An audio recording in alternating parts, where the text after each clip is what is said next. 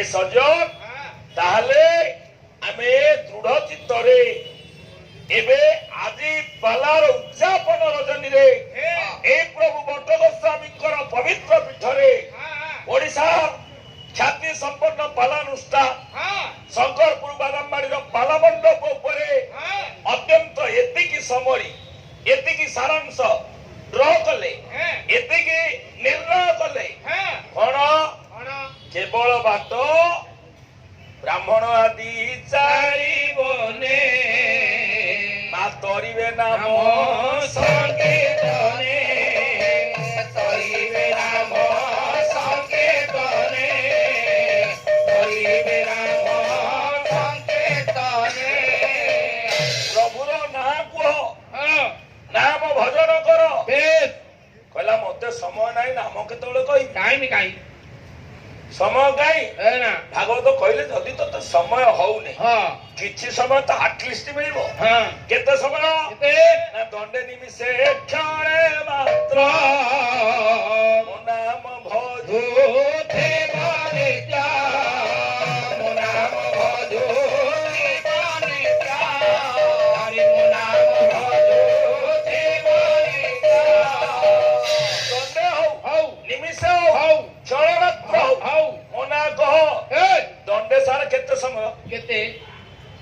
কেতে দণ্ডটা কেতে গোটাଏ ঘଣ୍ଟାଟା ହଉଛି ଅଢେଇ ଦଣ୍ଡ দণ্ড ଘଣ୍ଟାଟା ଅଢେଇ ଦଣ୍ଡ 60 ମିନିଟ୍ ସମାନ ଅଢେଇ ଦଣ୍ଡ 60 ହରଣ ଅଢେଇ ହେଲା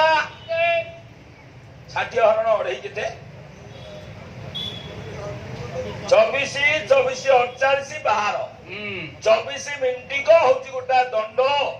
24 ଘଣ୍ଟାରେ ଯଦି ସମୟ ନ ହଉଛି 24 ମିନିଟ୍ ପାଇଁ ମୋ ନାମ କହିଲେ ଏତେ ହବ ନା ଏତେ ସମୟ ନାହିଁ ଆଉ ଟିକେ କମା ବୋଲା ନିମିଷେ କହ ନିମିଷେ କେତେ ନା ଚକ୍ଷୁର ନାମ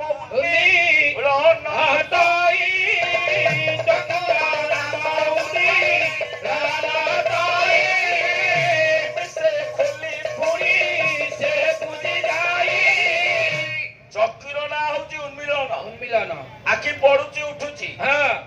গা আখি পড়েনি উঠেনি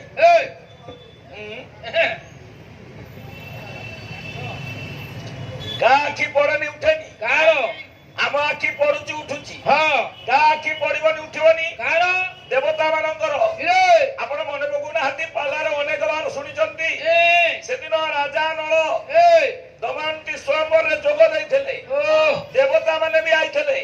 ଦମୟନ୍ତୀ ସ୍ୱୟଂବରକୁ ଗଲା ବେଳେ ଦେଖିଲା ଏକା ଭଳିଆ ପାଞ୍ଚଟା ନଳ ସବାରେ ତ ବସିଛନ୍ତି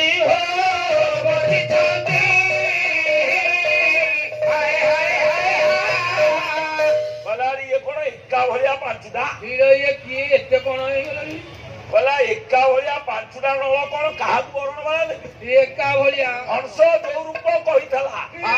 ସେଇ ଭଳିଆ ଏକା ଭଳିଆ ପାଞ୍ଚଟା କେମିତି ଯାଇଲା